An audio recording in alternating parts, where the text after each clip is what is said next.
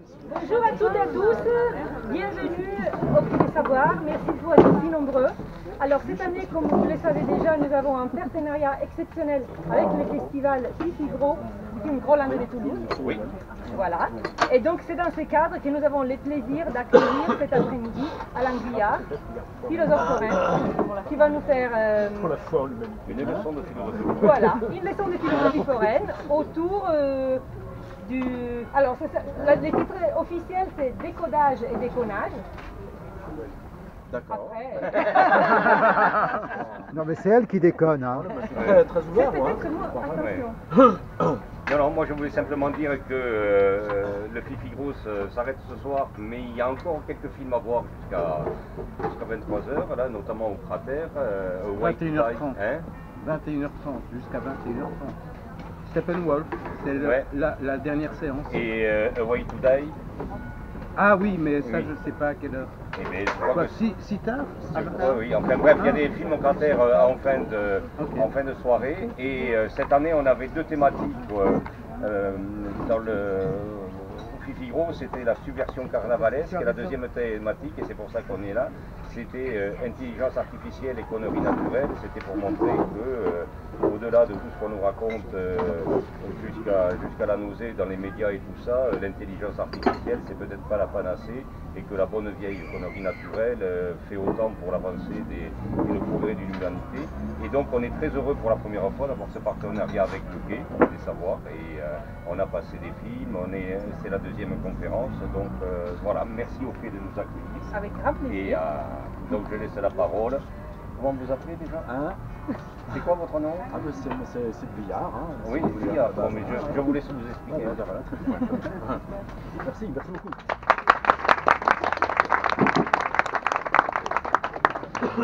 Alors, avant toute chose, je vous prie de m'excuser, parce que j'ai un petit peu la voix râpée. Je m'appelle Guyard, donc ça fait Guyard râpé. Bon, je m'en vais. Ah. Bon, bah c'est la première, mais vous allez voir, on va monter un peu quand même après. Hein. On avait un petit truc qui faisait du son, mais ça sentait un peu le bruit de casserole. Donc on l'a retiré, donc je vais essayer de travailler comme ça, a cappella. Ma foi, si ça marche pas, vous me le dites, et je vous dis de tendre mieux l'oreille. Boum. Voilà. Alors, Faut applaudir là ou... ouais, c'est ça en fait.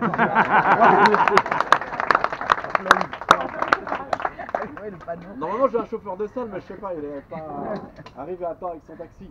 Chauffeur, taxi. Bravo, Ah, les gens ils se demandent, hein. Ouais, ils ont raison. Ouais, alors, dans le cadre du partenariat avec le Fifigro, donc on m'a invité à faire un numéro de philo foraine sur l'intelligence artificielle, conneries naturelles. Donc je l'avais intitulé comme ça, art du déconnage, ou art de l'encodage, ou art de l'enconnage, ou du décodage, enfin voilà, toutes les combinaisons possibles. C'est cela que je vais vous traiter selon un rituel bien établi, et qui sera ainsi reproduit ce jour comme à l'accoutumée, rituel en 3 étapes. Mais avant de rentrer dans le détail du rituel, peut-être bien poser un peu quand même le truc. Comprenez ici que c'est pas vraiment une conférence, hein. On la laisse à d'autres, à ceux qui savent, et on est plutôt ici sur une performance dans laquelle il y a quand même un élément qui est déterminant et très important, c'est ça. Un accessoire de théâtre, mais qui, parce que j'ai quand même de très bonnes qualités de comédien, va vous subjuguer à telle enseigne que très vite vous allez oublier que c'est un accessoire de théâtre, parce que je joue très bien la comédie, et très vite vous allez vraiment croire que c'est une bouteille de vin. Et de même, vous allez voir, vous voyez le naturel avec lequel mon personnage utilise l'accessoire de théâtre. C'est tellement réaliste, n'est-ce pas, hein? On l'a dit au premier rang, on peut le dire aussi au dernier rang. Il y a un réalisme absolument étourdissant. On a vraiment l'impression que je me sers du vin. alors que c'est mon personnage qui utilise cet accessoire. Et de même, vous allez voir, vous allez être subjugué par mon jeu d'acteur, vous allez être là, tétanisé, stupéfait, subjugué, vous allez croire que je bois.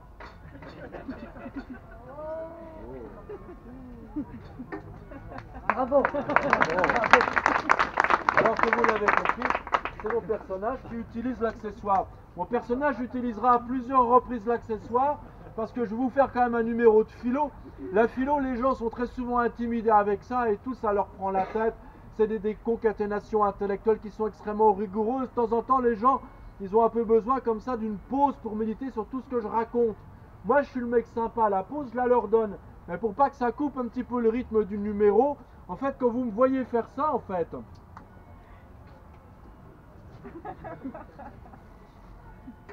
mettez à contribution ce silence pour réfléchir. Quand j'ai mis au point ces numéros, du temps où j'enseigne à l'éducation nationale, ce moment, je l'ai appelé rupture à caractère pédagogique. Au début, je le faisais à l'interclasse. Comme j'avais des mauvaises classes, je le faisais pendant le cours. Le drame, quand même, c'est que j'ai de plus en plus une mauvaise classe. Mais je vous invite quand même à comprendre assez vite. Parce qu'au moins, on dit moins ici à Toulouse. Hein. Oui. Au moins, vous comprenez vite, au plus je fais des ruptures à caractère pédagogique. Au plus je fais des ruptures à caractère pédagogique, au moins vous allez comprendre. Donc, gaffos, hein, dans votre intérêt comme dans le nôtre, hein, soyez quand même serrés du bulbe et faites-moi vraiment travailler la matière grise, tellement grise qu'elle en devienne noire. Hein, c'est un peu la base. Ok? Voilà. Donc ça, c'était le premier élément qui a son sens. C'est l'accessoire de théâtre, ce dont lequel que je me sers. Deuxième élément que je soumets à votre entendement sagace, c'est l'organisation, comme je vous l'ai dit, de cette petite sauterie intellectuelle qui procède en 3 parties. La première partie, oui, parce qu'il y a 3 parties, parce qu'en philo, procède toujours en 3.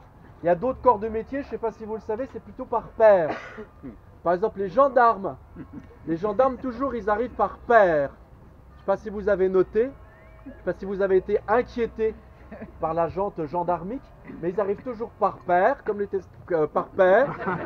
Toujours, il y en a un qui sait ni lire et son collègue. Par 2, vous voyez. Les témoins de Jéhovah, généralement, les flics, ils arrivent à 6 heures. Les témoins de Jéhovah, ils arrivent aussi à 8 heures, pareil, toujours par paire. Hein. Et bon, en même temps, c'est normal, ils sont toujours habillés comme des culs, donc c'est normal qu'ils soient 2, hein, tu vois. Voilà. La philosophie, ça ne procède pas par paire, la philosophie, ça procède par triplette. Et ainsi, moi-même, hein, je vais procéder en 3 étapes. Lors de ce numéro de Philo Foraine, la première étape, après cette trop longue introduction, mais néanmoins, quand même, il faut que vous la saisissiez, afin qu'ensuite je puisse engager mon développement, bordel de merde. Mais la première étape, c'est ce qu'on appelle habituellement en philosophie, vous le savez, messieurs, dames, car la majorité d'entre vous sont allés au-delà de l'école primaire, et je les en félicite. La première étape qu'on fait en philosophie, c'est la fameuse thèse. Thèse lors de laquelle, vous le savez sans doute, on mobilise des auteurs.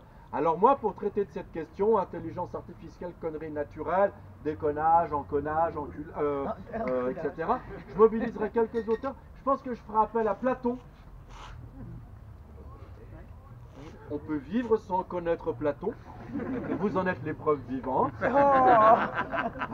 Je ferai peut-être aussi appel à Georges Bataille. On peut aussi vivre sans connaître Georges Bataille, c'est pas bien grave. Peut-être à quelques autres, à vrai dire, je sais pas trop. Hein, si vous voulez, ça va être, si vous me portez haut et fort, peut-être je dirai plein de belles choses. Hein? Donc ça, c'est la première partie, c'est la thèse, et je mobilise les auteurs pour essayer de creuser le sujet. Mais après, et c'est très très important, mes petits amis, il y a une deuxième partie en philosophie. Après la thèse, vous le savez sans doute, c'est la place pour la fameuse. Oui, très bien, chère madame, c'est ma cousine, je lui dis viens, parce que si tu veux, comme ça, on aura l'impression qu'il y a une espèce d'éveil mental dans la salle. Parce qu'elle a fait Bac+2 en BTS force de vente, donc c'est intéressant de l'avoir avec moi. Et donc, si tu veux, la deuxième partie, c'est l'antithèse, et l'antithèse, c'est quoi? C'est toi que tu prends la parole si tu veux, tu vois? Et tu peux intervenir, tu peux engager un rapport critique, polémique, que sais-je, ou dire des gentillesses, hein, tout est possible, hein, mais n'hésite pas à engager un rapport qui soit dialectique avec l'intervenant. Hein. Je prends toutes les questions, quelles qu'elles soient, et j'y réponds toujours avec un maximum de mauvaise foi. Donc ça, si tu veux, c'est là. Vous êtes plus au courant. C'est la deuxième partie, c'est l'antithèse. Ça va? Vous m'entendez au fond? Ça va? Ça va bien quand même? Ça va pour tout le monde? Ouais, ça va? Ok, très bien. Puis après, il y a une troisième partie, vous le savez en philosophie, après la thèse, après l'antithèse, il y a la place pour un troisième mouvement. Hein, vous le connaissez peut-être, un thèse, antithèse. Voilà. Oui, très bien, foutaise. Effectivement, il y a un ivrogne dans le coin. Foutaise, ça a du sens, effectivement. Troisième partie sera l'occasion eh bien, de partager le pot de l'amitié. Donc vous avez quand même intérêt à comprendre très vite. Hein, parce qu'en plus que vous comprenez vite, au moins il y a des ruptures, au moins il y a des ruptures, au moins il y a le niveau qui descend, au moins il y a le niveau qui descend, au moins dans la foutaise, qu'on pourra partager le canon. Si vous ne pouvez pas partager le canon, c'est pas grave. Je pense que la buvette du Fifi Gros est ouverte et vous pouvez y aller. Ouais, c'est loin, mais ils ont un gros trou au niveau du budget. Donc allez-y, servez-vous au large. Hein, donc voilà, ça va? C'est clair pour tout le monde? Je crois que j'ai vraiment dit beaucoup de choses. Hein. Peut-être que vous avez besoin d'une rupture à caractère pédagogique.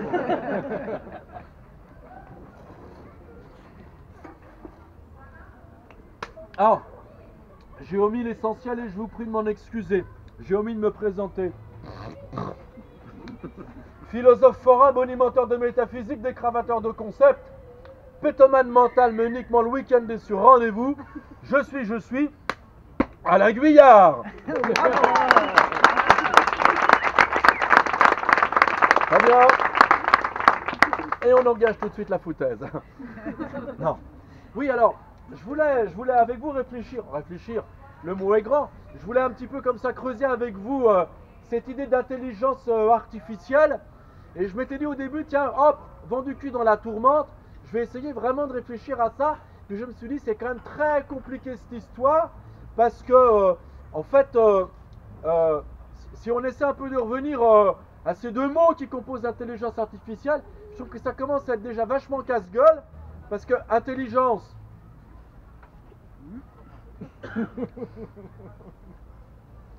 de base, c'est un peu risqué de commencer à la définir, parce que sitôt vous la circonscrivez, que vous la définissez et que vous prétendez en faire le tour, vous êtes un peu du côté des cons quand même, hein.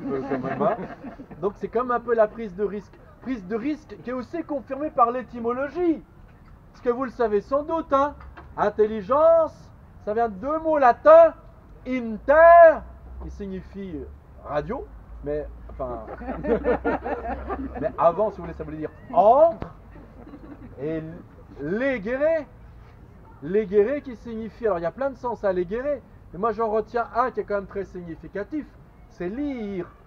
Et donc en fait le propre de l'intelligence, c'est pas qu'elle sache lire, c'est pas qu'elle sache écrire. Le propre de l'intelligence, c'est qu'elle sache se glisser entre ce qui est dit et écrit. On pourrait presque dire que là où il y a quelqu'un d'intelligent, là où il y a une personne qui manifeste son intelligence, elle n'est pas tant justement dans quelque chose qui pourrait être l'érudition ou le savoir-faire lié à la lecture ou à l'écriture, mais elle est celle qui sait lire entre les lignes, interlegere, et qui est par conséquent ici titulaire, j'ose pas dire d'un vrai savoir, mais plutôt d'un savoir qui échappe à ce qui peut vraiment être reçu et transmis.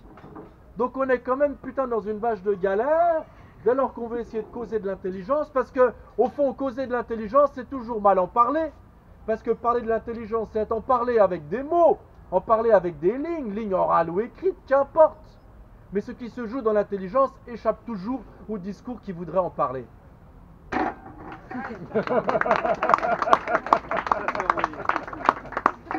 En plus, deuxième merde, intelligence artificielle, ce qui laisserait entendre qu'il y a quelque chose de l'ordre de la naturalité de l'intelligence.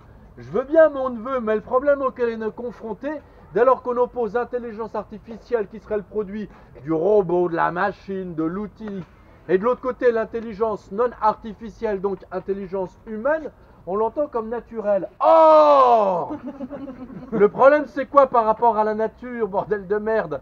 C'est que en fait, il est même pas certain que la notion de nature existe. Un mec comme Philippe Descola l'a très très bien démontré, et au moins j'ai cité un auteur. Oui. Et pas des moindres. Et pas des moindres. Mais d'autre part, c'est quand même assez remarquable et manifeste, c'est que nous autres, les êtres humains, ce qui nous qualifie, ce qui nous constitue véritablement, c'est quoi? Ben, c'est qu'on est toujours dans l'artificialité. C'est qu'on est toujours immergé dans les techniques. Alors vous allez me dire, oui mais non, par exemple, nos cousins lointains de l'Amazonie, ils courent cul nu dans la forêt. Primitifs, ils sont dans la nature, et nous, on est les civilisés, on a quitté la nature et on est dans la civilisation et dans le raffinement. Mais en fait, sitôt qu'on se penche du côté de ceux dont on imagine qu'ils sont vraiment du côté de la nature, qu'est-ce qu'on découvre? Par exemple, voyez là ceux qui se baladent cul nu dans l'Amazonie, ils ont des étuis péniens. Et des très longs étuis péniens. Tout cela qui a à voir avec le rituel social, de telle sorte que même ceux-là dont on voudrait croire qu'ils sont là du côté de la naturalité, qu'y a-t-il? Une artificialisation complexe de la vie ordinaire, de telle sorte que s'imaginer que d'un côté il y aurait une intelligence naturelle qui serait humaine, ça n'existe pas, parce que là où il y a de l'être humain, il y a de l'artifice, il y a de la complexité, il y a du rituel, il y a de la technicité. Que cette technicité soit ostensible et matérielle, comme effectivement par exemple des bombes à fragmentation lancées sur l'Ukraine, ou bien de la complexité extrêmement raffinée, comme par exemple la connaissance de poésie qui permettent à travers une rythmique, un vocabulaire, une mythologie, de renvoyer une manière de correctement s'adresser à ses frères humains ou à ses frères animés. Vous voyez le truc? Donc c'est la raison pour laquelle je m'étais dit ça va être une grosse galère, une très grosse galère de causer de l'intelligence naturelle. Et donc mon propos aujourd'hui n'est pas d'en parler avec vous.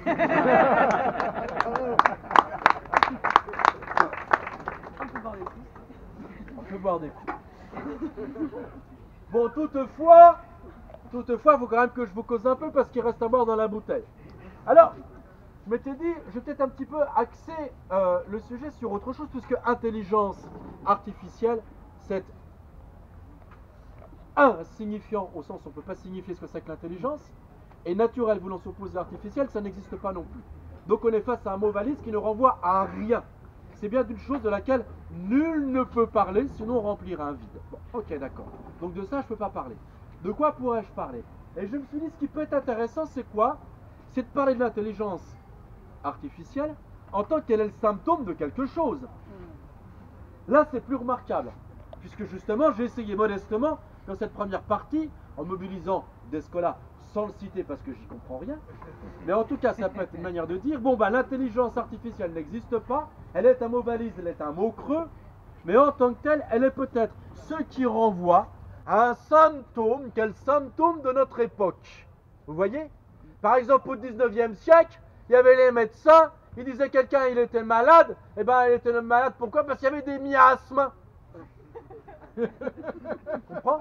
Ou par exemple, tu vas payer 400 boules, ta race, tu vas payer 400 boules pour faire un stage en Ardèche, pour te connecter à ton moi profond. Moi profond. Qu'est-ce que c'est le moi profond? Mais tu sais pas, mais tu claques 400 boules pour le savoir. Tu vas, tu ressors, t'en sais pas plus. Enfin, moi profond, moi je sais ce que c'est que le moi profond, j'ai fait une coloscopie. Donc j'ai autant vous dire que là-dessus, je veux dire, j'ai des images, je peux les présenter. Hein. Et la négociation, elle se fait vraiment très à l'aise à mon avantage. Mais moi profond, rien à voir. Le mec, il va là-bas, il va en Ardèche, il a payé ses 400 boules. Déjà, qu'est-ce qu'il boit? Il boit du bouillon de légumes et le deuxième jour, il boit la pisse de son bouillon de légumes. 400 boules. Et qu'est-ce qu'il fait? Il va se connecter à Gaïa en faisant quoi? En faisant du tambour chaman avec des images de loups. On dirait qu'elles ont été copier-coller sur les t-shirts à Johnny Hallyday. Et sinon, qu'est-ce qu'il va faire? Il va faire de la capoeira habillé en circassien pour se connecter avec Gaïa. Mais de la merde. Mais ça veut dire quoi ça? Si vous voulez, ça veut dire que derrière se connecter à son moi profond, il y a quelque chose qui émerge qui n'a rien à voir avec une vérité psychologique, mais qui a à voir avec un symptôme de civilisation. Le symptôme de civilisation, c'est quoi? C'est des torzingues, genre. Ça va? Des frappadingues, qui ont des papillons dans la bajour, d'accord, qui tricotent dans l'arrière-chignon, d'accord? Ça va? C'est fleuri quand même, hein? Fleuri, elle vient de mes registres. Oh non, non, non.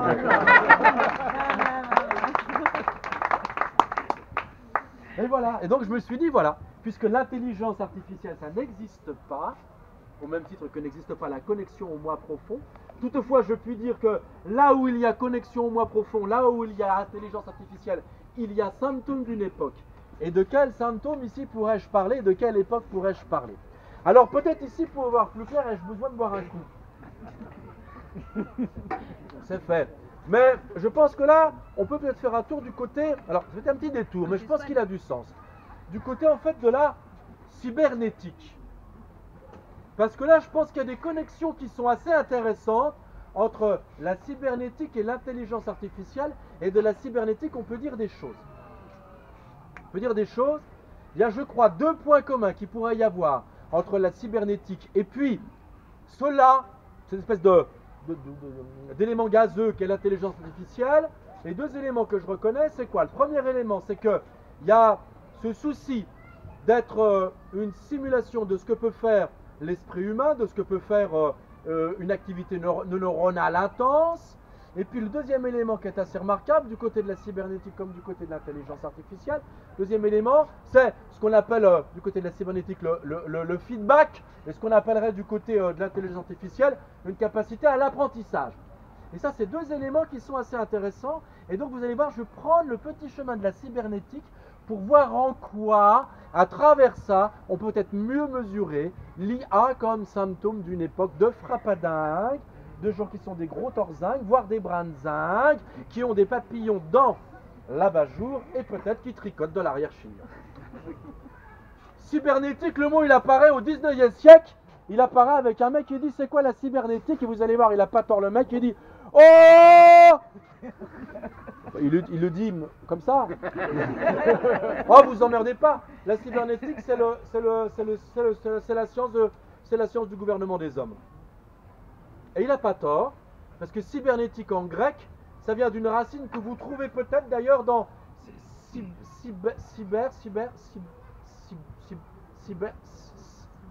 Cuber en grec, Cuber, le Y se prononce U, Cuber, et le C, des fois, tu sais, quand les Français le prononcent, alors qu'ils ont été le choper chez les Grecs, ça devient un G, Cuber, gouvernail, cybernétique, gouvernétique, l'art de gouverner, l'art de tenir le gouvernail. Hein? Gouvernator disent les Romains, qui viennent choper le mot chez les Grecs, gouvernatos. Hein? Et donc ça veut dire quoi? Ça c'est vachement intéressant. Là où il y a de la cybernétique, il y a quelque chose qui n'a rien à voir. Les gens ils sont cucu, ils disent oui oh, les gens ils disent comme ça, ils disent oui oh, la cybernétique et tout, c'est pour faire des robots. Ils disent les gens. Alors peut-être pas au Quai du Savoir, mais en général, pour faire des robots, tout ça et tout. Et en fait non, la cybernétique c'est gouverner. C'est l'art de gouverner les gens. Ah, vous allez me dire, si vous transformez les gens en robots, vous les gouvernez mieux. Voilà. Ben voilà. Et c'est la raison pour laquelle, en fait, le mot, il a été inventé au 19e siècle, volontairement, de la part d'un type qui disait « Moi, je me réapproprie ce mot, parce que pour moi, il n'est rien d'autre. » Écoutez le mot.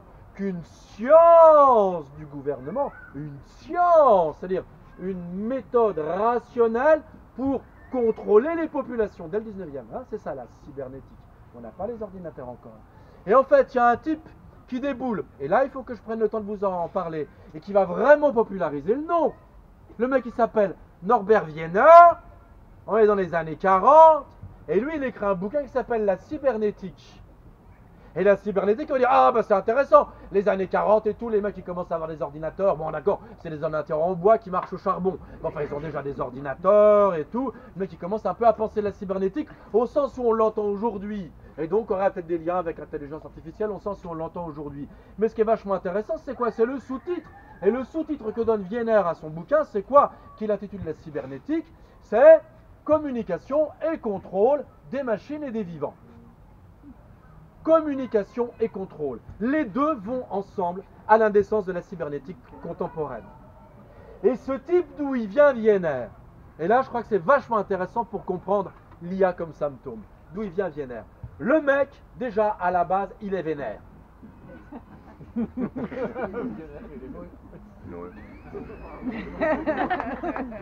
Moyen.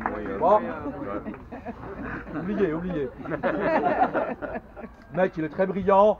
À 1 an et demi, il sait lire et écrire. 3 ans, il rentre en dépression nerveuse. Voilà, tout ça, machin. Bon, brillant et tout. Là où il nous intéresse, c'est quoi? Il y a plusieurs éléments. C'est que c'est un brave homme, on ne peut pas lui reprocher cela quand même. Et il est Il est issu d'une famille juive, vous allez voir, ça a du sens par la suite, qui est une famille qui est très impliquée, très militante dans le pacifisme, dans le végétarisme, qui est très habité aussi par la tradition juive, voire par la mystique juive, j'y reviendrai. Il naît dans ce milieu-là, le petit Wiener, et lorsque la guerre arrive, bien sûr, il est horrifié par ce qui se passe, il est terrifié par ça, et il décide de mobiliser son savoir de mathématicien absolument brillant. Pour quoi faire? Pour le mettre au service, alors non pas du projet Manhattan, parce qu'il a quand même chez lui un souvenir du pacifisme de la famille, mais au service de missiles, mais de missiles qui vont servir à déglinguer les missiles ennemis. Pourquoi? Parce que l'Allemagne commence à mettre en place tout son projet des V1, V2, V3, V4, et lui, ce qu'il va essayer de mettre en place, c'est, on va le dire comme ça, des missiles qui soient des missiles auto-guidés.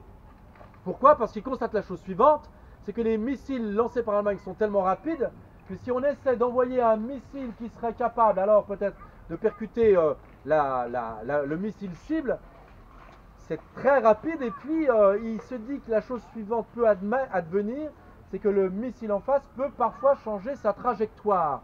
Et si le missile en face peut changer sa trajectoire, le problème c'est que nous, notre contre-missile, s'il a été envoyé, c'est trop tard. Et donc lui, par la cybernétique, il va essayer de mettre au point un dispositif de communication qui va permettre alors au missile, une fois qu'il a été envoyé, d'être informé, de s'informer lui-même sur la balistique, sur le mouvement du missile qu'il suit, qu'il cherche à percuter, pour éventuellement s'auto-corriger, se reprogrammer, afin de pouvoir anticiper et s'adapter à la course du missile cible pour le percuter avant qu'il n'atteigne le sol et qu'il dévaste la population ou les troupes ennemies. Ça va, vous voyez le truc? Donc ça c'est vachement intéressant. Pourquoi? Parce que ça veut dire que dans l'imaginaire, qui est l'imaginaire de Wiener, un imaginaire arrimé à sa connaissance mathématique, la cybernétique, ça va être effectivement une science de la communication, et cette science de la communication, elle va permettre le contrôle des machines, c'est le sous-titre, hein, contrôle des machines, et il rêve de quoi? Et ça commence à être très intéressant pour nous. Il rêve d'une communication qui soit une communication absolument transparente.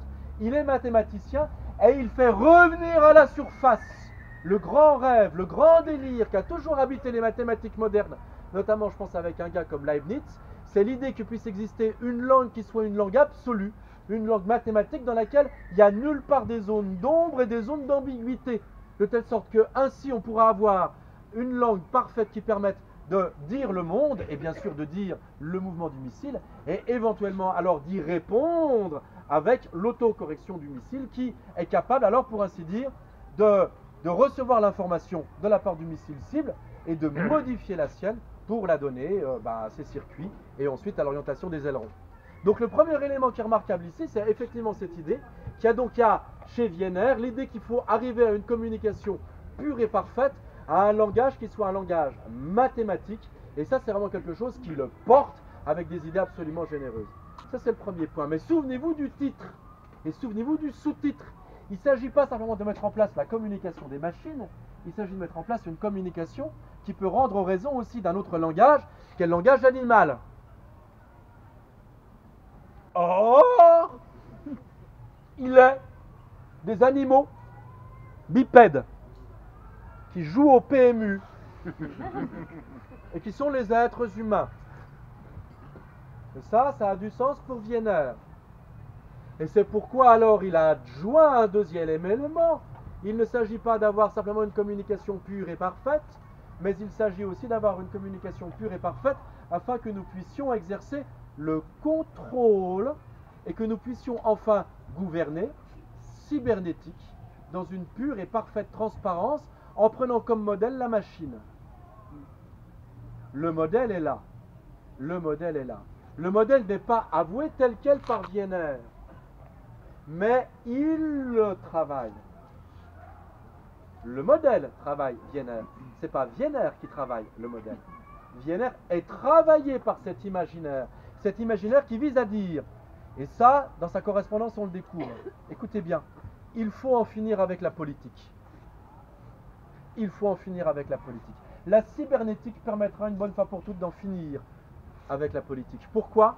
Parce que, croit-il, ingénieur qu'il est, croit-il, le malheureux, le drame de la Seconde Guerre mondiale, l'origine de la Seconde Guerre mondiale, d'où croyez-vous que cela vient? Du nazisme, de la barbarie, de l'antisémitisme? Non, ça vient de la politique. Et pourquoi ça vient de la politique? Parce que dans la politique, qu'est-ce qui se joue? Il se joue un langage qui n'est pas un langage mathématique pur. Il se joue en politique quelque chose qui a à voir avec de l'imprévisibilité. Il se joue en politique quelque chose qui a à voir avec du passionnel. Il se joue en politique quelque chose qui a à voir avec de la contradiction. Il se joue en politique quelque chose qui a à voir avec la négociation. De telle sorte que tout ce qui peut être dit, peut être entendu à 1000 voix, peut être redit, peut être l'objet, comme dit d'ailleurs Rancière, de la mésentente en permanence. Dès lors qu'une parole est dite en politique, elle peut être l'objet de la mésentente, de la négociation, de la dite et de la redite, de la reprise, de la méprise en permanence. Et de tout cela, en fait, Wiener ne veut pas. Et c'est la raison pour laquelle alors il invente la cybernétique, dont le premier motif peut être effectivement un motif mathématique que l'on va retrouver dans l'IA, qui vise à considérer à l'émergence d'une langue qui ne soit une langue pure et parfaite, que l'on pourra réutiliser, qu'on pourra mobiliser, afin de retrouver alors peut-être ce qui pourrait être une intelligence neuronale, et d'autre part ce qui pourrait permettre alors d'engager des processus de prévisibilité. Mais ce qui est très intéressant chez Wiener, c'est qu'en fait, quand il met ça en place, c'est parce qu'il considère que là où il y a de la politique, il y a le mal, parce qu'il y a le risque de l'imprévisibilité, parce qu'il y a le risque, et parce qu'il y a une parole qui est toujours mise en débat. Vous voyez ça? D'où son rêve, son utopie communicationnelle, en finir avec le dialogue pour poser l'acte communicationnel définitif et mathématique, en finir avec la politique pour poser une gestion des populations enfin contrôlée rationnellement. Et ça, il le reconnaît dans ses textes tardifs, où il est porté par une utopie communicationnelle, et il se rend compte que la cybernétique qu'il a mis en place, en fait, il pressent que finalement ça ne marche pas si bien que ça. Et soudain, il mobilise sans doute des imaginaires qui sont ceux de son enfance, quand il était petit enfant, et à qui l'on racontait des histoires juives, et notamment celle du golem, et il a besoin de mobiliser le golem pour repenser la cybernétique, comme s'il pressentait que son programme de rationalité et de toute puissance communicationnelle, elle commençait à être finalement mise en échec, alors qu'il commence à prendre de l'âge et qu'il mesure peut-être l'émergence d'une nouvelle civilisation, celle des années 50, celle de la communication à outrance, celle du développement des sciences et des techniques, et notamment des techniques du numérique, d'abord de l'informatique et de la robotique. Et il pressent peut-être que là, alors comme dans la fable du Rabbi Löw, le rabbin nous raconte que ce golem tout-puissant risque alors de se retourner contre son créateur, et c'est ce que pressent ici le pauvre Wiener au soir de sa vie. Ça va? Là, ça commence à être balèze. Parce que là, ça veut bien dire, à certains égards, que la passion pour l'hyper-rationalité de la cybernétique est derrière de l'IA, la fascination pour l'IA, elle est le symptôme d'une époque qui ne veut plus entendre parler de politique et qui a une fascination pour le techno-rationnel. Vous voyez ça? C'est là où ce mot valèse, il a du sens et il est intéressant. Rupture à caractère pédagogique.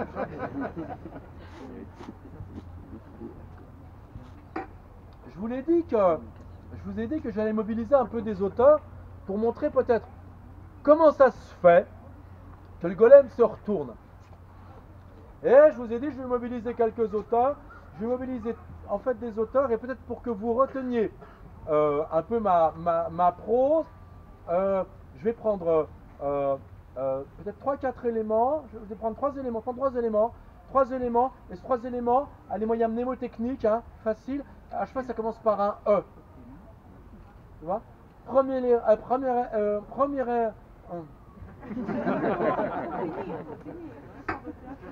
élément, E comme écriture. Deuxième élément, E comme érotique. Parce qu'il faut que je vous fasse, vous restiez un peu. Et troisième élément, E comme en marche. Je me suis dit, il n'y a pas beaucoup de macronistes ici, surtout avec le nouveau gouvernement crypto-fasciste. Donc voilà. Donc écriture, C'était quoi le deuxième? Je me souviens plus. Érotique. Ah oui, érotique. Écriture, érotique et en marche. Voilà, c'est ça. Pour nos amis. Voilà. Donc ça, c'est les trois éléments qui vont peut-être mieux comprendre pourquoi il y a une menace de casse-gueule dans l'IA, dans la cybernétique et dans tout cet imaginaire qui a vraiment été pressenti à son corps défendant par Wiener, mais qui l'a vraiment porté et qui, je crois, encore porté aujourd'hui. Ouais, écriture. Commençons par l'écriture. En fait, ce qui est assez remarquable, c'est la chose suivante, c'est que je vous ai dit que en fait, la cybernétique, l'IA, c'est une vieille histoire, puisqu'en fait, c'est un concept qui apparaît au 19e siècle, mais c'est un concept qui a d'abord été mis en place, finalement, par les Grecs et par les Romains, et cette notion du gouvernant, qui tient la main sur le gouvernail, c'est un truc qui a beaucoup fait kiffer les Grecs et les Romains, et il y a un mec qu'on a pas mal parlé dans ses textes, c'est Michel Foucault. Ah, bah oui. Il faut citer Michel Foucault quand tu fais de la philosophie, parce que ça montre que tu es un peu de gauche et engagé. Coûte pas cher. Et voilà. Et Michel Foucault, tu sais, il dit la chose suivante, il travaille beaucoup, tu sais, sur les sociétés. Il travaille beaucoup sur les sociétés, Michel Foucault. C'est un mec qui travaille beaucoup sur les sociétés. Tu sais, il y a des mecs comme ça, qui disent, tiens, qu'est-ce que je vais faire? Mais, par exemple, je pourrais travailler sur les moquettes si j'étais à Leroy Merlin. Je pourrais travailler, par exemple, sur les chauffages si j'étais à Castorama. Ou je pourrais travailler sur les fromages si j'étais en Ardèche. Ouais, très bien. Allez-y, les gens, vous avez des bonnes idées. Je pourrais travailler, par exemple, sur quoi encore? Hein? Sur les toits. Voilà, bon, on va arrêter. Hein. Travaille sur les sociétés. Ah, rapprochez-vous, les gens qui flottent. Là, il va falloir Rapprochez-vous, ça va. Venez vous abriter. essayer d'avancer encore.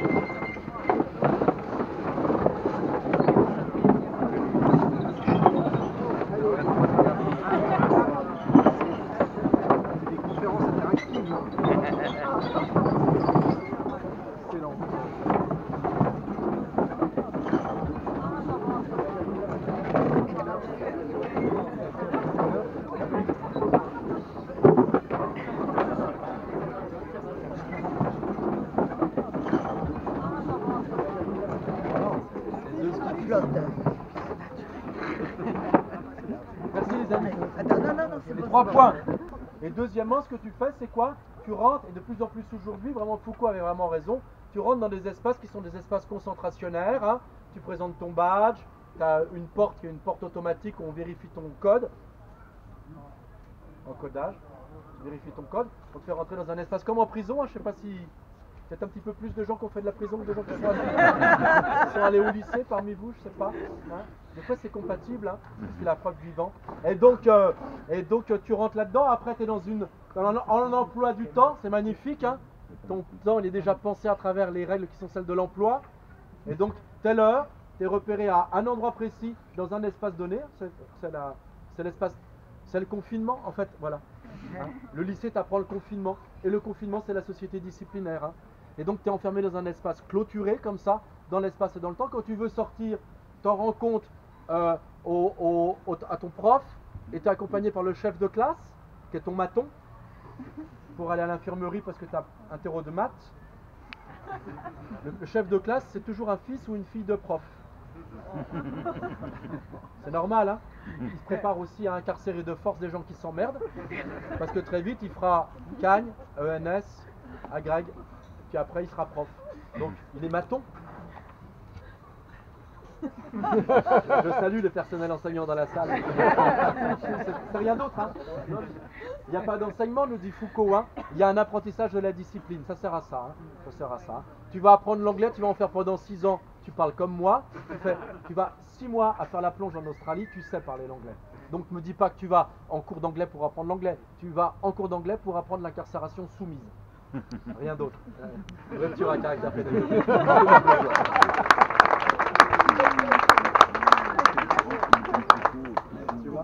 Ça c'est vachement intéressant. Et je salue les profs d'anglais qui ont été démissionnaires, parce que là c'est jouer la vraie liberté, il y en a une dans la salle. Mais...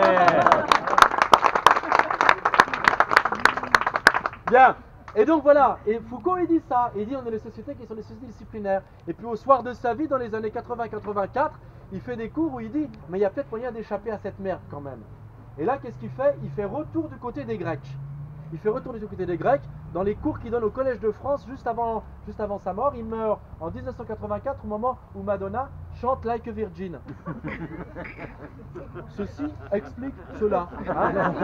Et donc mon Foucault, dans les 3 dernières années de sa vie, qu'est-ce qu'il fait? Il plonge du côté des Grecs et il plonge du côté de ces philosophes grecs, des philosophes antiques, et il découvre la chose suivante, c'est qu'eux aussi, ils sont très épris de liberté. Ils sont très inquiets de la puissance de la... On ne dira pas du gouvernement, lui il emploie un autre mot, il dit de la gouvernementalité. La gouvernementalité c'est quoi? C'est le gouvernement du côté des Grecs, et aujourd'hui c'est quoi? C'est les techniques d'incarcération, les techniques d'enfermement, les techniques de contrôle, les techniques de vérification, les techniques techno-rationnelles qui font que vous avez par exemple des traceurs avec vos cartes bleues, vous avez des reconnaissances du visage par les caméras, vous avez des reconnaissances des silhouettes lorsque la personne est de dos et maintenant on est capable de savoir qui elle est alors qu'on a vu d'abord une caméra de face et après une caméra de dos.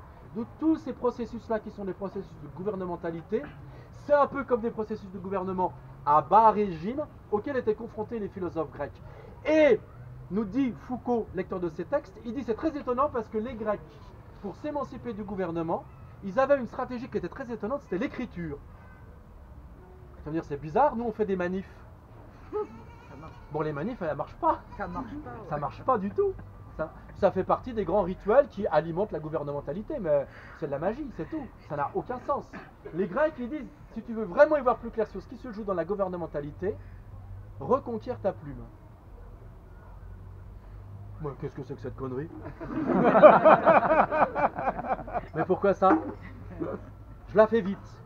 Mais en fait, dès lors que tu écris, qu'est-ce qui se passe? Je ne sais pas s'il y en a qui parmi vous ont écrit. Même un mail. Par exemple, tu écris un mail. Tu écris un mail, tu veux dire à quelqu'un ces 4 vérités. La vérité. Quand tu écris un mail, que tu veux dire ces 4 vérités à quelqu'un, tu écris la 5e. C'est plus fort que toi. C'est vrai, hein? C'est vrai, hein? Et ça, c'est incroyable. Je ne sais pas si vous avez fait l'expérience de parler. Mais quand tu parles, c'est pareil. Par exemple, il y en a peut-être qui parmi vous, ils travaillent. Les gens, ils travaillent. Heureusement, pourquoi ils travaillent? En fait, ils travaillent pour la pause café. C'est la pause café qui commence à 9h30, 11h. Tu vois? Quand tu vas à la pause café, qu'est-ce que tu fais? Tu vas pas à la pause café en planifiant ton processus communicationnel et en disant je vais voir Gisèle de la reprographie pour essayer d'aborder avec elle le point 1 petit a petit b, le point 2 petit a petit b. Quand tu vas là, c'est pour parler. Donc l'acte communicationnel, il se fait jamais de manière planifiée et construite. L'acte communicationnel, ce qui est incroyable, c'est quoi? C'est qu'il, pour voir aller comme Montaigne, il se fait par saut et gambade. C'est-à-dire, au fur et à mesure que tu parles, c'est la parole qui t'entraîne. C'est pas toi qui t'entraîne à parler. Tous les cons qui font de la rhétorique, ils n'ont rien compris. C'est pas toi qui t'entraîne à parler. Celui qui parle bel et bien, c'est quoi? Celui qui est entraîné par la parole. C'est pas le connard qui s'entraîne à parler, puis qui fait des concours de rhétorique, là, machin, là. Il aille se faire foutre en Ardèche avec son tambour de Johnny Hallyday, ce mec, ça lui fera du bien, ça lui élargira à 5. Tu vois, tout ça c'est des bâtards. Là. Mais j'ai beaucoup de respect, mais c'est des bâtards. Les mecs qui font de la rhétorique, qui comprennent que la vérité de la rhétorique, c'est quoi? C'est être saisi par le discours. Parce que le discours soit parlé ou que le discours soit écrit, sa vérité c'est quoi? C'est qu'il s'empare de nous quand il est vrai. Et nous sommes dans une posture authentique dans la parole, dès lors que nous sommes pris par la parole, non pas que nous la prenons. Tous les connards dans les AG qui prennent la parole, on sait bien que quand ils prennent la parole, leur parole n'est pas une parole de vérité. C'est une parole d'apparatchik, de mec qui est au service de la CGT ou les trotskistes. Pourquoi? Parce qu'il prend la parole pour réciter une parole prostituée qui lui est étrangère. Mais quand par contre vous êtes pris par la parole, quand d'un coup vous ne demandez même pas la parole, mais vous vous levez en AG, et puis vous témoignez d'un truc terrible que vous avez vécu parce qu'il y a un burn-out qui s'appelle le travail, parce que le travail c'est le burn-out. Et là, vous le dites avec une grande vérité. Vous ne saviez même pas ce que vous alliez dire. Mais vous l'avez dit et c'est passé par vous. Et bien ça, c'est la vérité du langage. Et ça, c'est la vérité du langage. Putain, d'ailleurs, les latins, trop, c'est des mecs, ils sont charpentés comme des Golgoths. Parce que pour dire « je parle », les latins, ils disent « loquor ». Et quand tu dis « loquor », tu dis quoi? Tu dis « je suis parlé ».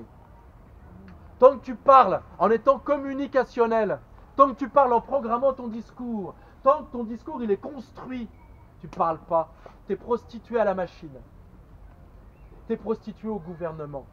Et d'ailleurs, tous ceux qui réussissent au gouvernement, qu'est-ce qui les caractérise? C'est qu'ils ont toujours le crachoir, mais jamais ils ne parlent. C'est une parole sans subjectivité. D'ailleurs, ils apprennent à avoir des éléments de langage. Qu'est-ce que ça veut dire un élément de langage? Ça veut dire, je renonce à assumer une part de subjectivité. Je renonce à ce que la langue coule en moi, me traverse, et qu'il y ait quelque chose de l'ordre de l'authentique de ce que je suis dans ma subjectivité. Parce que si par malheur transparaît ma subjectivité, je suis mort politiquement. Parce que si je veux réussir politiquement, il faut que je sois une machine au service de la machine. Et donc en face, vous avez quoi? On est au 4e siècle avant Jésus-Christ et il lit ça, Foucault. Il lit des philosophes qui sont en train de dire, putain, tu veux échapper à la technique de gouvernementalité de Néron? Tu veux échapper à la tyrannie du pouvoir? Putain, mon pote, attends la nuit et prends ta plume et écris et sois traversé par la force d'écriture. Parce que dès lors que tu es traversé par la force d'écriture, c'est ta subjectivité qui naît à elle-même. Et dès lors qu'émerge la subjectivité, qu'est-ce qui naît? Bah tu sais pas. De la subjectivité, il n'y a rien à dire. Parce que la subjectivité, elle est mouvement qui te traverse. Elle est expérience de liberté, expérience par quoi je ne coïncide pas avec moi-même, expérience par quoi il y a quelque chose de l'ordre de la dessaisie de soi, peut-être de l'intelligence, puisque comme on l'a défini tout à l'heure, le propre de l'intelligence, c'est qu'elle n'est pas définissable. Et c'est là où se joue aussi la subjectivité, en tant qu'elle est le moment de grande vérité dans lequel enfin je m'échappe à moi-même.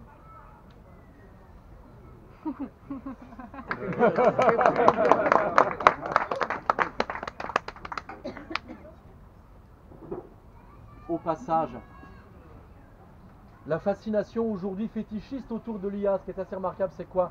C'est qu'on attendait qu'elle produise un discours. Où y a-t-il subjectivité? C'est tout le contraire. Donc ce qui est assez remarquable, c'est que c'est un langage sans parole. Et c'est une intelligence muette. Et donc pas d'intelligence du tout. Écriture. Ça va?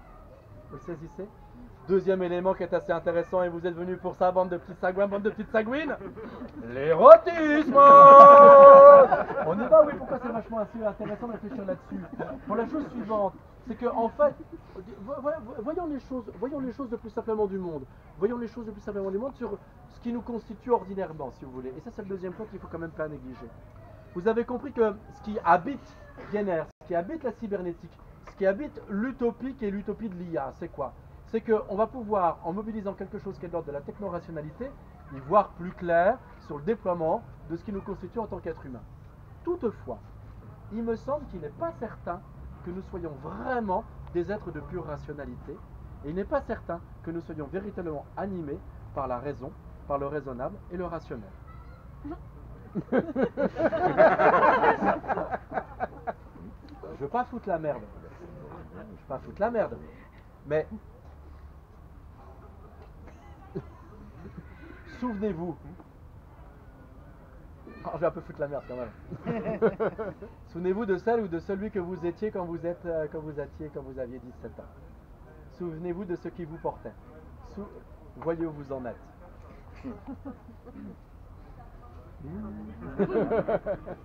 Je continue? On serait en train de se poser la question suivante qui est assez remarquable au fond. Est-ce que tout le dispositif de gouvernementalité, aussi ce qui l'habite et ce qui l'obsède, c'est quoi? C'est que nous apprenions à renoncer à nos désirs. Ce qui explique d'ailleurs la nécessité d'aller en cours d'anglais au lycée et de faire ainsi l'apprentissage de l'ennui.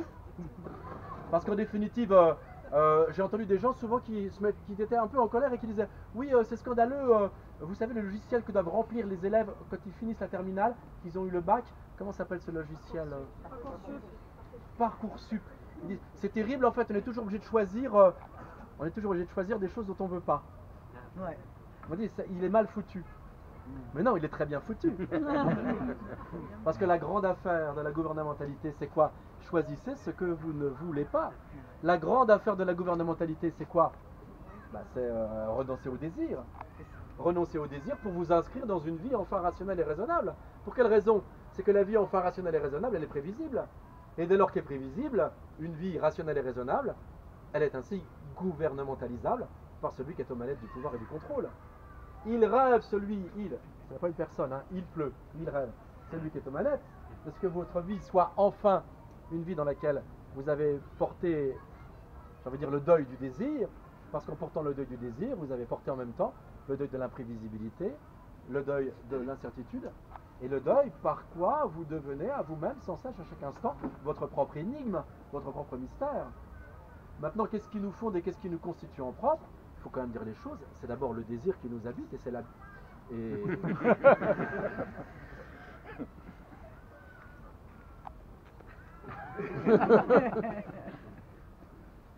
Un mec qui s'appelait Georges Bataille. Et Georges Bataille, il disait sans déconner, mais c'est quand même incroyable quoi. C'est vraiment incroyable parce qu'en fait, on voit la chose suivante, il dit c'est rigolo parce que je la fais vite, hein, mais en fait au 18e siècle, il y a un truc, au 17e, ouais, 16, 15, 16, 17e, il y a eu un moment, si vous voulez. Il y a eu un moment avant et après.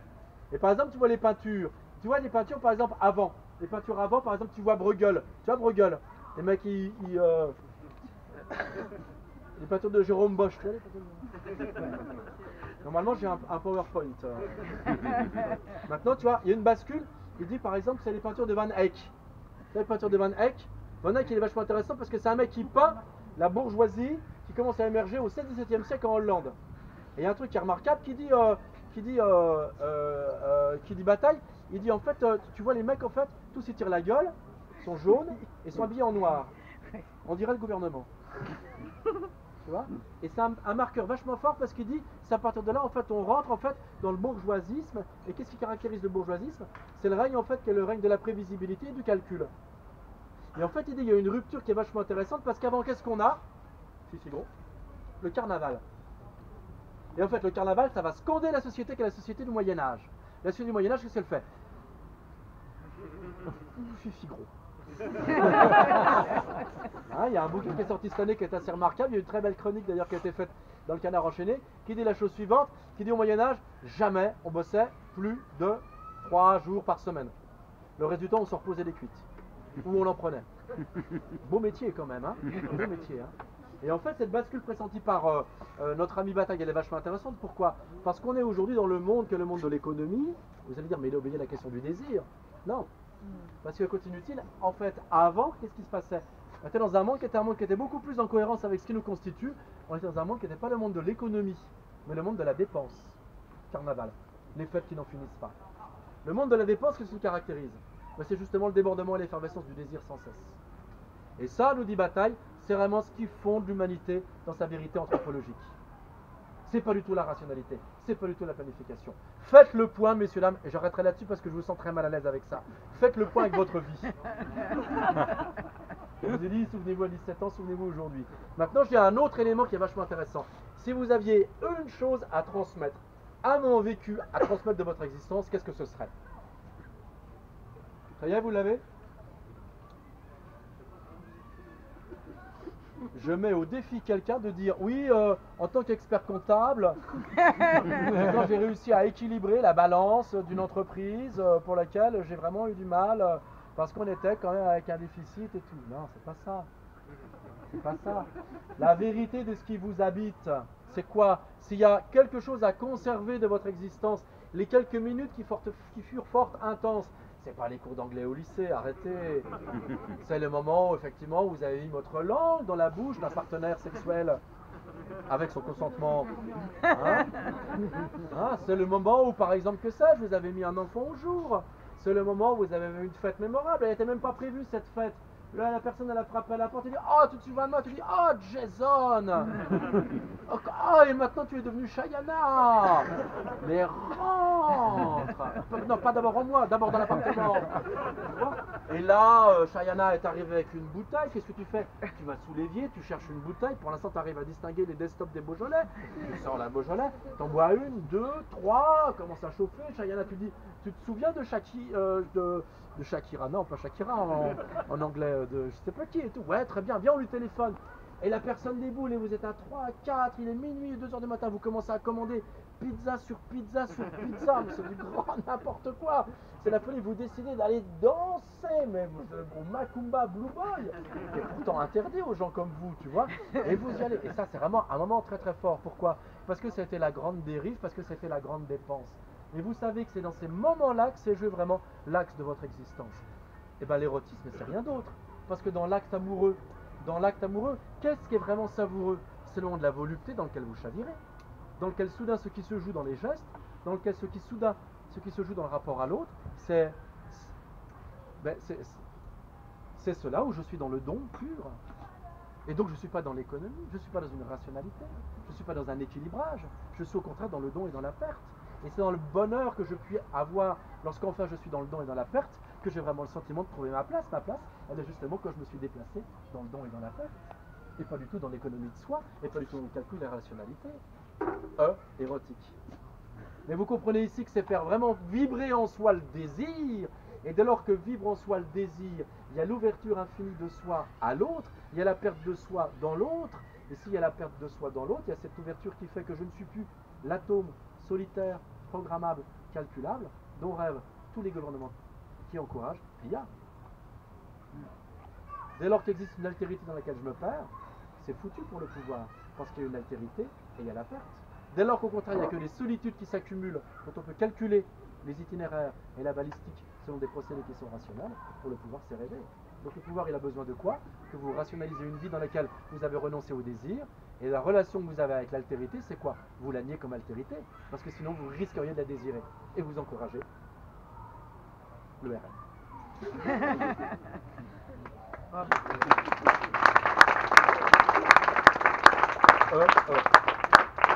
Troisième E, En marche. En marche. Ce que j'aime beaucoup dans En marche, c'est quoi? C'est que c'est un mouvement politique qui n'est pas politique, mais qui est totalement l'application de l'utopie de l'IA, l'application de la cybernétique. Ça n'est pas de la politique, c'est de la cybernétique. D'ailleurs, l'expression même En marche est très significative. Qu'est-ce qui est en marche? Une machine. Elle est en marche ou elle est éteinte. Donc le discours du En marche laisse entendre que la société est niée comme société, mais elle est reconnue comme étant simplement un dispositif mécanique dans lequel jouent des pièces dont il est possible d'anticiper les mouvements et les articulations. Allons plus loin encore. Ce qui est assez remarquable dans ce mouvement cybernétique de programmation et de contrôle des individus en dissolvant la société. Ce dispositif-là, il doit tout faire pour s'attaquer à la racine du mal à ses yeux, qui est le désir et la subjectivité, à l'évidence. Et l'un des biais qu'il emploie est assez remarquable, c'est s'attaquer aussi à la question politique. En marche est une programmation cybernétique et surtout pas du politique. Pourquoi? Parce que ce qui caractérise le En marche, c'est quoi? C'est depuis le début, c'est le en même temps. Et le en même temps que les styles entendent. Et il laisse entendre la chose suivante, c'est qu'il n'y a pas une gauche, une droite, et qu'il n'y a pas à envisager que puisse exister une altérité, une divergence, et que puisse exister par conséquent du politique. Car le propre du politique, depuis que nous sommes en République et en démocratie, c'est quoi? C'est qu'émerge en face de moi une altérité, dont la pensée se distingue de la mienne, dont le discours discorde du mien, et avec lequel je dois faire. Or, le symptôme, voire même le symptôme psychotique du macronisme, c'est quoi?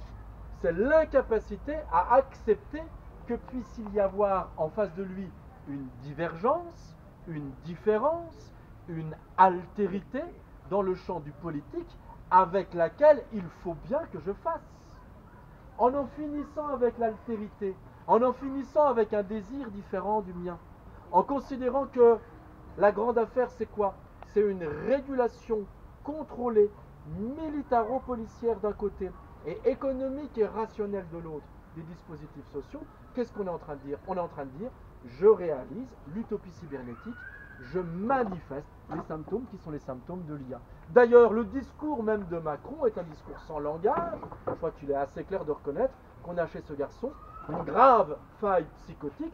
On peut remonter effectivement à l'enfance pour trouver la cause, hein, effectivement, c'est assez clair, dès l'âge de 14 ans. Hein. Et il est clair qu'il se joue là quoi? Une brisure face à quelqu'un qui n'a pas encore émergé à la subjectivité, pour en finir avec cette menace cybernétique. Alors bien sûr, on pouvait faire barrage, avoir la queue plate comme celle des castors. Apparemment, ça ne marche pas, bien sûr, hein, parce qu'il n'y a plus de politique, vous l'avez compris. Il est hors de question d'imaginer de passer par un biais politique, alors qu'en face de vous, vous avez des machines programmées pour vous gouverner et vous contrôler et faire de vous des machines gouvernementalisables en tuant votre subjectivité, votre désir et votre capacité au langage, eh bien quoi faire? Eh bien ça tient en 2 mots, c'est très très simple, face à un gouvernement qui veut vous mettre en marche, soyez très simple et très efficace, soyez en panne.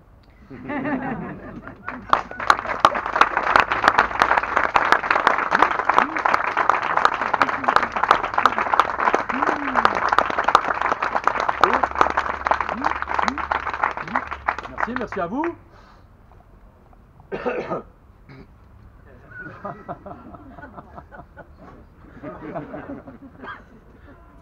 Nous allons maintenant, si vous le voulez bien, engager la deuxième partie de soirée, lors de laquelle nous serons à votre disposition pour prendre toutes vos questions d'où qu'elles viennent, même les plus bêtes. Allez-y.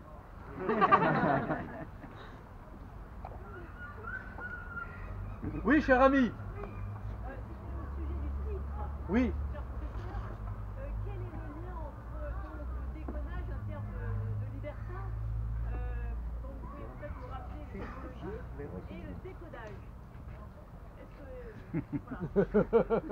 Ok.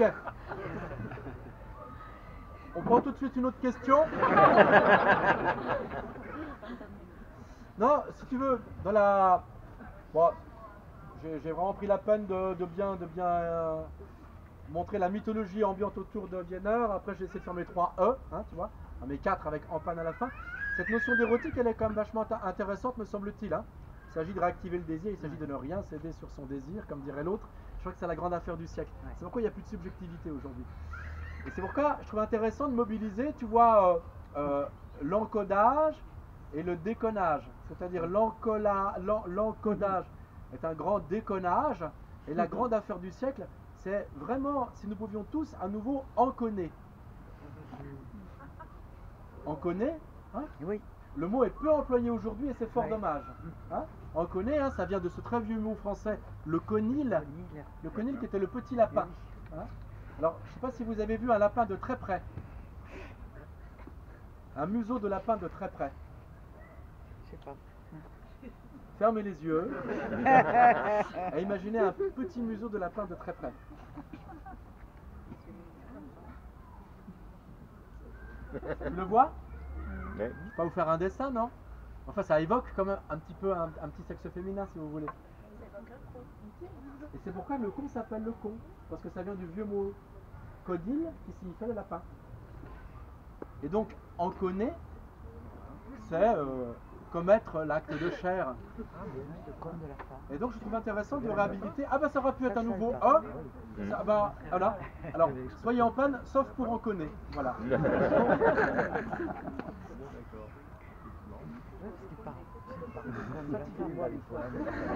Mais je ne savais pas que ça venait.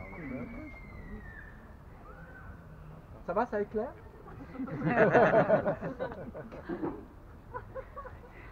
Une autre petite question. Ouais, mais Oui, mon ami. ouais, mais moi il y a un truc qui va pas. Mes désirs, est-ce qu'ils sont gouvernés aussi? Ils viennent d'où mes désirs? Le voilà l'emmerdeur. Bah ouais. Tu as parfaitement raison. Tu as parfaitement raison. Le problème auquel on est confronté, alors je rentre pas trop dans le détail, mais quand je vous ai parlé de Foucault, Foucault il pense beaucoup à la société disciplinaire, qui est la société coercitive, qui est celle du confinement. Le programme du confinement a été enfin réalisé, il s'est mis progressivement en place au XVIIe siècle, il a connu son acmé au XIXe, mais maintenant enfin il est arrivé à terme aujourd'hui avec le contrôle cybernétique des populations et la disparition du politique avec l'émergence de Macron et puis du Covid. Donc ça c'est les sociétés disciplinaires. Et Foucault nous dit, c'est intéressant de relire les Grecs parce que les Grecs nous disent, mets-toi à l'écriture, appropriation d'un langage qui te désapproprie, qui remet en route la subjectivité. Ta riposte, elle est vachement intéressante. Qu'est-ce qui me prouve que ma subjectivité n'est pas broyée non plus par les sociétés disciplinaires? Bah, tu as 2 fois raison, parce que effectivement c'est ce que pressent Foucault.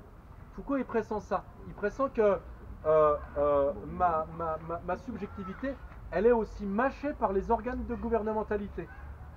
La preuve, c'est que par exemple, il est très en colère contre ce qui se passe en 68, quand les gens ils disent il faut libérer le désir.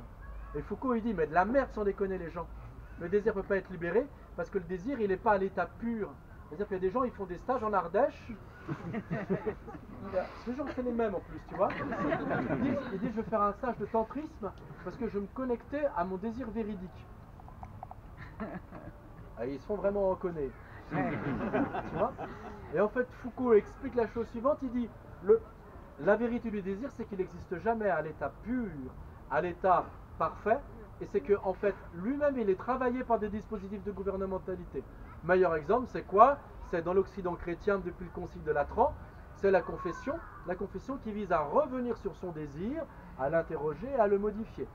Et aujourd'hui, il y a des techniques de gouvernementalité qui sont beaucoup plus fines, beaucoup plus subtiles, qui font que ma sensibilité, elle est effectivement œuvrée, travaillée, labourée du dedans. À telle enseigne qu'on pourrait dire que ce qui nous semble parfois le plus intime de notre vie sexuelle, elle est en fait la plus surdéterminée par du normatif. Et donc en fait maintenant, on voit qu'il y a les normes qui travaillent à fond et qui visent à orienter ce qui se joue dans la subjectivité, dans le désir et dans l'érotique.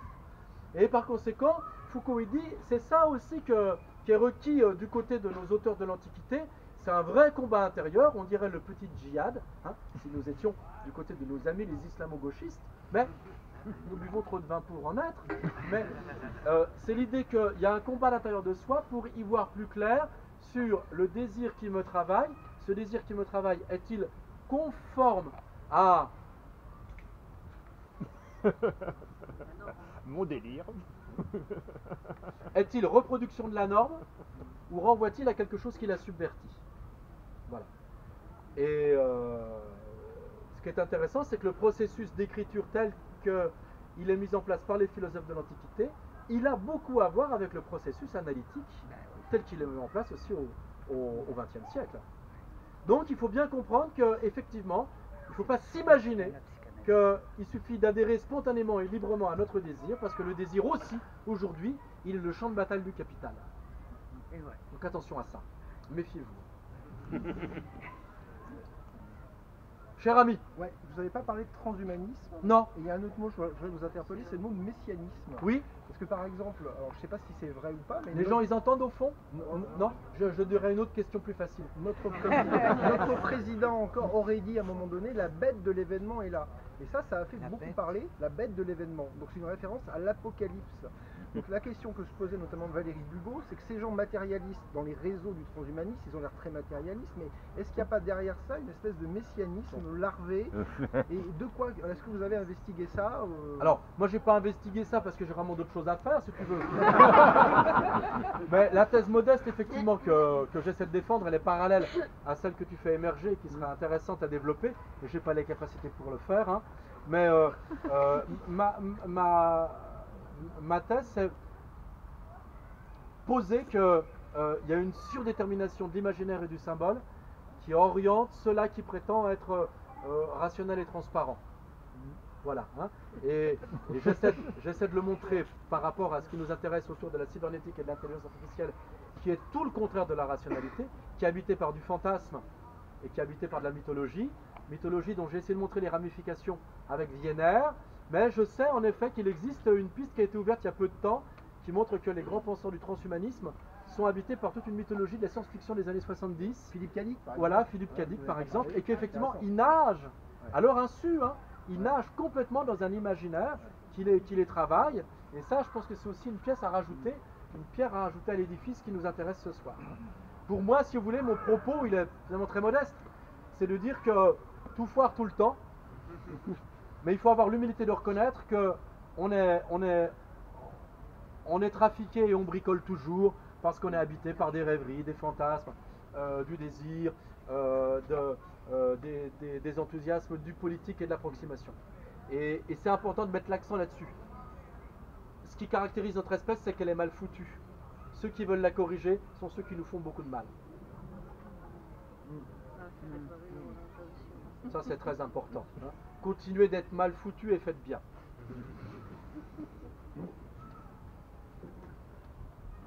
Cher ami. Oui, je voulais juste commenter, pas poser de questions, mais justement, j'allais demander est-ce qu'il y a une note positive dans tout ça, mais je crois que je viens de le dire. Oui, moi j'ai dit mettez-vous en panne. Mettez-vous en panne. C'est vachement important de se mettre en panne. Oui, mais on est combien là? Ah oui, moi je tourne beaucoup, je tourne dans toute la France. Hein. Moi partout, je dis aux gens, mettez-vous en panne, putain. C'est moi le nouveau Messi, la vérité, mon pote. Voilà, on le cherchait, on l'a trouvé.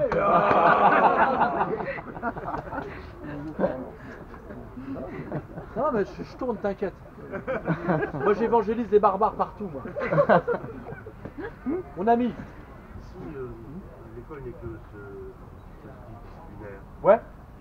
enseigne, je veux dire, alors, à quelle condition est-ce qu'on peut rêver d'une société sans école? Parce que société sans école, ça existe, par exemple, l'Afghanistan, c'est une société sans école. Oh la grossière caricature. Oh. Mais bon, après. Alors on travaille avec Foucault. Tout à l'heure on a travaillé avec Foucault. Avec les emmerdeurs, je travaille avec Foucault. De la même manière que Foucault nous dit, il faut arrêter de croire qu'il y a un désir à l'état pur dans lequel il faut revenir, parce que le désir il est trafiqué, et donc il faut se battre à l'intérieur de son désir pour y voir clair sur les trafics et trafiquer notre propre désir. Par exemple, je vous invite à faire des expérimentations sexuelles avec des tas de gens à portée de la main.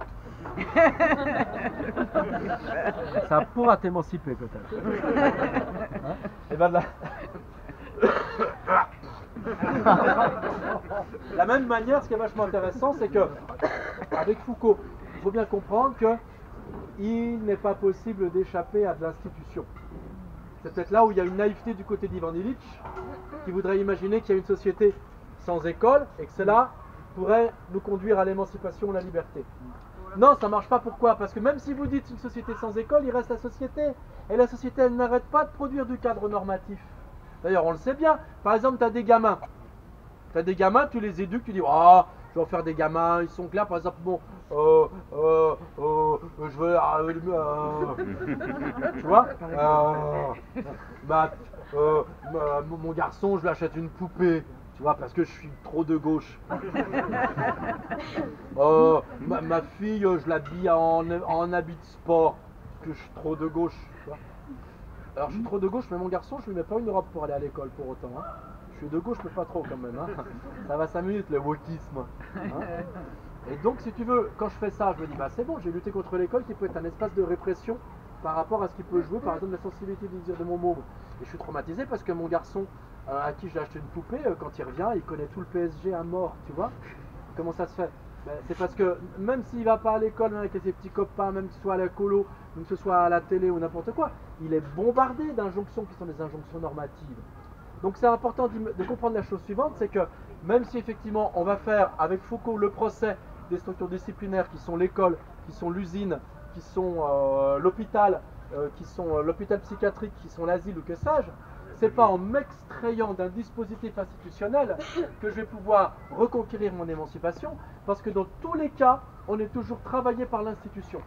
Même l'institution invisible. Apprenez à distinguer l'établissement de l'institution. C'est-à-dire vous n'êtes pas dans un établissement dur, qui est peut-être le collège, mais n'empêche que votre enfant, il est institué par le bombardement du discours des petits copains, des parents des petits copains, etc. etc.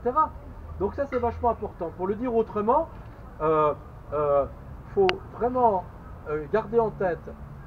Elle est magnifique cette petite maison. Elle est super. Merci. Qu'on ne peut pas échapper à l'institution. Par contre, ce qu'il faut faire, c'est travailler dans les institutions en étant consciente comme elles nous travaillent pour travailler contre elles et en jouant en elles contre elles, en les combinant intelligemment. Pardon? Faut pas être en panne. Si, parce que l'une des choses, si c'est vachement intéressant, une des choses qui est de plus en plus requise, c'est quoi? C'est l'infinie mobilisation. Donc vous, ce qui peut être vachement intéressant, c'est dans le cadre des institutions. J'insiste, l'institution des institutions, dit Ricoeur, c'est le langage. Ouais, c'est le langage. On va faire produire chacun notre langage.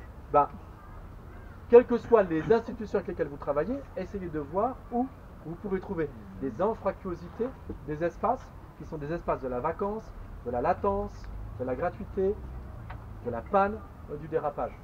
C'est ça qu'il faut vous essayer de repérer. Par exemple, un bon instit, qu'est-ce qu'il va faire? Ben, il va essayer de repérer ça chez les mômes. Il va pas essayer de normer le gamin, il va essayer de repérer chez le gamin une singularité pour la faire fleurir. Un bon instit. Vous voyez? Je commence à être un peu lénifiant et donneur de leçons, c'est mauvais. Hein. La maison, j'ai bien fait de passer pour me rappeler qu'il faut être léger. Hein. Oui, mon copain, une petite question à base de cul. Non, même pas. Oh, merde. Alors, une question pas du tout intelligente ni subjective, parce que j'ai lu un article il y a quelques semaines qui parlait justement de l'intelligence artificielle comme levier pour le transhumanisme. Ouais. Et donc il y avait deux buts, c'est-à-dire soit l'augmentation de l'homme ou soit son amélioration. Et certains penseurs, j'ai oublié du XXe siècle, prenaient plutôt l'amélioration, c'est-à-dire qu'en prenant l'exemple par exemple du GPS, qui serait de l'intelligence artificielle, et une augmentation qui remplace l'humain en quelque sorte, il faudrait mieux utiliser l'intelligence artificielle en tant qu'artefact ou outil pour nous permettre à mieux nous repérer sur des cartes, etc. Qui nous permettent de développer notre propre intelligence et de ne pas la substituer par justement physiquement un robot ou autre chose.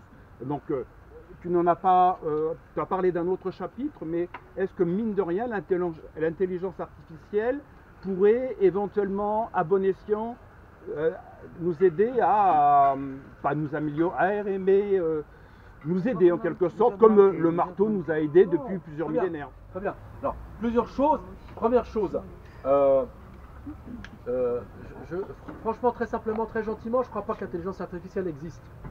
Je vous l'ai expliqué en introduction, je pense que c'est un mot valise. Hein, parce que je ne pense pas que l'intelligence soit saisissable et qu'il y ait de l'artifice, il y ait de la nature, quoi. Toutefois, je suis d'accord avec toi. Je pense qu'il y a des, c'est ce que j'ai énuméré tout à l'heure. On est des êtres d'artifice. On est des êtres de technique, des êtres de technicité. Technicité, c'est les machines outils, c'est les ordinateurs, c'est les lunettes, c'est les plombages dedans. C'est la manière avec laquelle je parle. L'usage rhétorique, l'usage du langage lui, il obéit à des principes de technique. Par exemple, trop vous êtes bien éduqué, vous posez votre cul et vous taisez. C'est incroyable, quoi. Donc il y a une technique que vous avez appropriée sagement depuis des années, c'est poser votre cul et rester immobile et écouter. C'est une technique qui s'apprend, ça. C'est une technique qui s'apprend. Il y a des techniques qui sont des techniques prothétiques, comme dit Sloterdijk, à l'extérieur de vous, comme des lunettes, et puis des techniques qui sont intégrées, comme un plombage ou savoir s'asseoir longtemps. Et donc on est traversé par ça. Ces techniques, effectivement, elles peuvent être usées, nous pouvons en faire un usage à bon escient. Toutefois, je vous mets en garde, et je vous invite à lire un tout petit opuscule qui a été écrit par, comment il s'appelle le mec qui l'a écrit? Alain Guyard. Non. Agamben. Il appelle ça, et ce texte s'appelle le dispositif. C'est vachement intéressant parce qu'il dit fleurissent maintenant les dispositifs. C'est pas les outils, c'est pas des machines, c'est pas les techniques, c'est des dispositifs. En gros, c'est quoi la différence entre ce dont tu parles qui peut nous émanciper et un dispositif qui nous émancipe pas?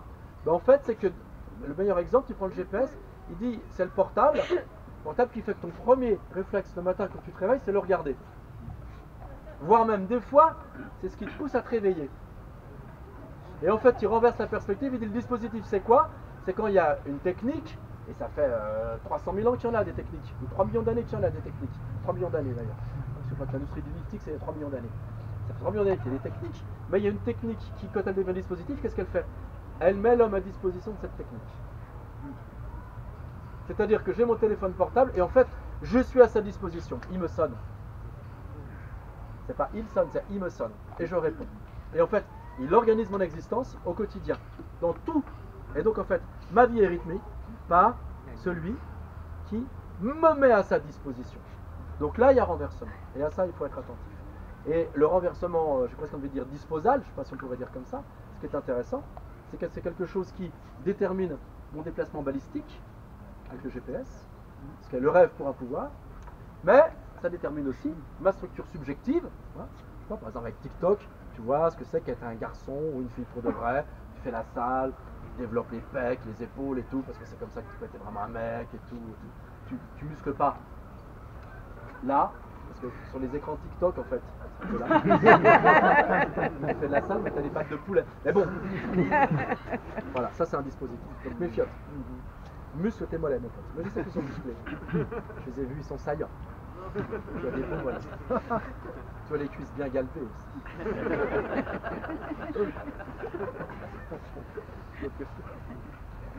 Oui, cher ami. Par quel mot qui serait qui aurait du sens et qu'on pourrait définir, on pourrait remplacer ce gros fourre-tout valise d'intelligence artificielle pour désigner ce qu'on essaye de désigner avec. Moi j'aime bien connerie naturelle parce que spontanément, naturellement, hein, comme une seconde nature quand même, ce qui nous travaille, ce qui nous habite tous autant qu'on a quand même, hein, c'est quand même la course au con, quoi. Hein? C'est moins drôle que connerie naturelle.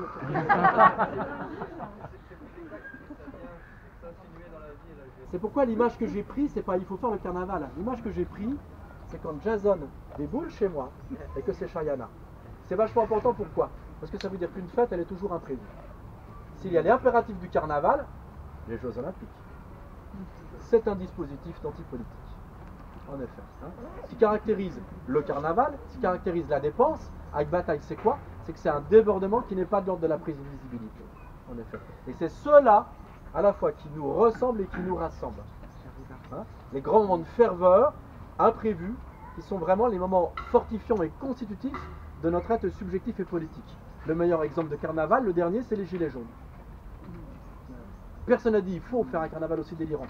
Tout le monde était déguisé, tout le monde portait la chasuble, il y a eu des agrégations, d'un coup une parole s'est libérée dans l'espace qui était l'espace du rond-point, et il y a eu une expérience du politique et de la resubjectivation des personnes. D'où la terreur absolue du pouvoir. Ça c'est le carnaval, c'est la révolution. C'est l'autre nom de la révolution. Hein. Le carnaval c'est l'autre nom de la révolution chez Bataille. C'est important. Oui mon ami.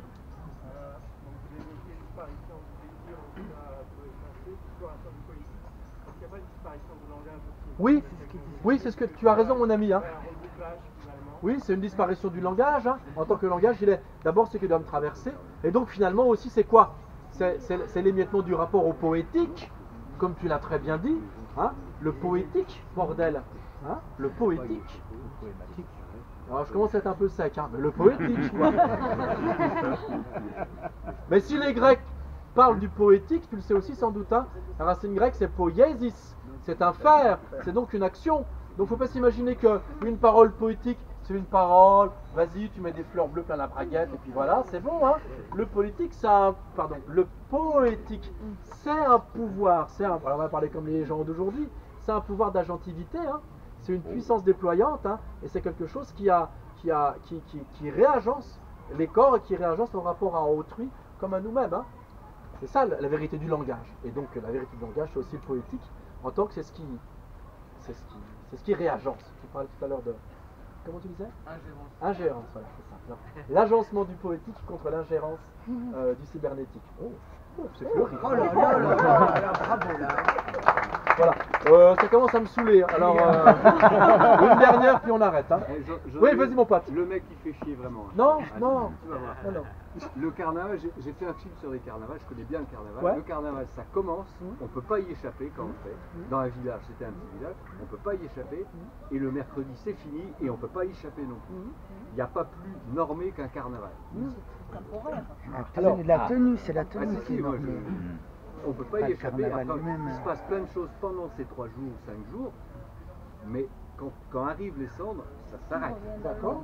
Et complètement. Voilà, donc c'est ce que tu m'as dit tout à l'heure, ça m'a fait envie de dire ça. Voilà. Moi, ça ne me déplaît pas. Ça veut dire quoi? Ça veut dire que ce qui est de l'ordre de la dépense dont nous parle, alors je vais le dire rapidement, j'ai dit dépense, donc on pourrait dire aussi du saccage, parce qu'il n'y a pas de carnaval sans saccage, il n'y a pas de carnaval sans destruction, il n'y a pas de carnaval sans détruire tout ce qui a été capitalisé. Le carnaval, c'est le contraire du capital, par définition, puisque c'est la destruction de tout ce qui a été amassé dans le but de le détruire. Le propre de l'horizon, on va dire des choses, hein. Le propre et l'horizon, j'aurais pas voulu finir par ça, mais il faut le dire quand même. Le propre et l'horizon du carnaval et du désir, c'est la mort. C'est la mort. Désirer absolument, c'est périr et se consumer. L'Empire des Sens, c'est quoi? L'Empire des Sens 76, c'est quoi? C'est tentons d'aller au bout du désir. Ne connaissons pas les cendres. Ah bah, qu'est-ce qui se passe? Bah, à la fin, elle les mascule, elle mange son sexe. Là, enfin, vraiment, on est allé au bout du bout.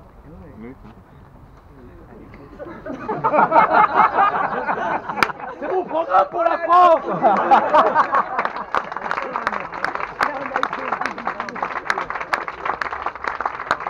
Voilà, merci. Merci, public aimé. Merci, Johnny Savoir. Merci, Café Liquide. Merci, Francesca. Merci surtout au Fifigro et à tous les bénévoles de Fifigro. Et Merci à la petite mésange quand même. C'est vraiment la plus belle. Et banzai! Et maintenant c'est la foutaise, il faut boire des coups. Ouais. Avec du vrai vin. Et du vrai vin. Il faut le partager. Hein. Oh. J'ai une tarte. Isabelle. Ah oui. On n'est pas. Ah oh, bien vu, chère madame.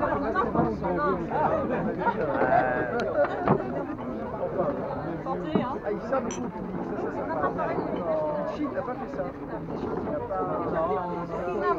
C'est moi qui les ai distribués. Après, Ah oui, c'est vrai, après il y en a pas eu. C'est vrai,